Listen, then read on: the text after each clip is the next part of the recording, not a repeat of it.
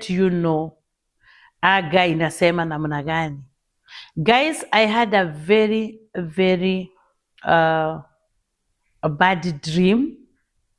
I don't know whether it is bad, I don't know, but I had a dream and I decided to share with you guys and sio kawaida yangu, but this one niliona let me share with you people because niliamuka kama nimestuka, ile mstuko unastukaga mpaka unasikia umestuka guys. And it's also good not to ignore things guys, or to assume things guys. I've ever had some people, mtu anasema na nilikuwa nimeona na nilikuwa nimesikia. That does not help. But guys, before I share the dream that I had, prayers is the key. Maombi. And God talk ama anaogeaga before anything happen, so that hakutakuwa na kisababu. And he have given us the key to open and to close. Kwa hivyo, anytime that God have given you a dream or a vision, ni yako ya kuomba, kufuga na kufungua. So guys, nikaona nikiwa nimelala, na wakati nilikuwa nimelala nikaona ndoto mbaya sana. Nilikuwa natembea kwa barabara and tulikuwa tuende na watoto wangu, but mimi nikatangulia, so nikaacha kama they are preparing themselves, then they will come and follow me. Lakini wakati nilienda nikaona mbele yangu kulikuwa ni kama na huko kwetu kuna majani, mara naona ni mahali kuna green mzuri, then naona kuna tetemeka. I don't know whether you know about swamp area. Wakati tulikuwa wadogo, kuna mahali tulikuwa tunaenda kutafuta hii manyazi ya ng'ombe, na tulikuwa unaenda unakuta kuna tetemeka hivi, inaitagwa Gitomboya. So inchi hiyo mahali popote nilikuwa naona kulikuwa kuna tetemeka. Then I was like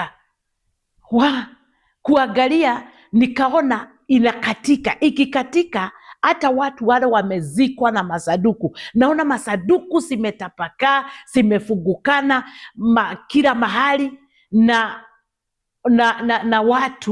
watu wanaingia. Guys, I was like nirudi nyumbani, nikaangalia side ingine, nikaona huku kwote kumebomoka, sasa kule kumeanza kutetemeka. Then I ran, nikarudi haraka ati nirudi nyumbani niende niambie watoto wazitoke nyumbani, kumekuwa na earthquake mbaya sana. Guys, nikaamuka kama nimekutana na watoi wangu na nikawaambia warudi. Guys, it's not good. Sio kuzuri. Hatutasema ati kuko sawa. Hakuko sawa guys. Hakuko sawa. Hiyo ilinionyesha niseme hakuko sawa. Guys, we have to pray. Guys, we have to repent. Sababu sisi wenyewe kwa wenyewe tumekosea before God. Makanisani, ndani ya makanisa bado kuna mambo mabaya. Tukiangalia hata uongozini kuna mambo mabaya. Guys, we have to pray. We have to pray na tuombe sana. Sababu even the things that we are hearing, guys, hata mambo tunasikia na masikio yetu ni ishara ya kutuambia there is something that is not good. Unasikia mpaka mambo ya magonjwa ati kunaweza kuwa na mahali kumetegwa kwa wagonjwa. Guys, we have to pray for our country. Let us pray for our country, guys. Na tusiassume things.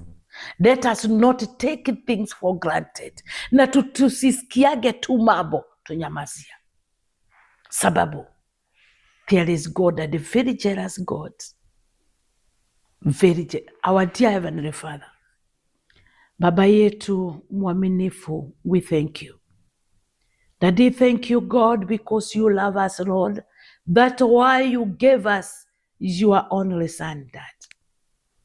How we pray as Kenyans, Jesus, tunaomba msamaha bereni mwako Baba yangu.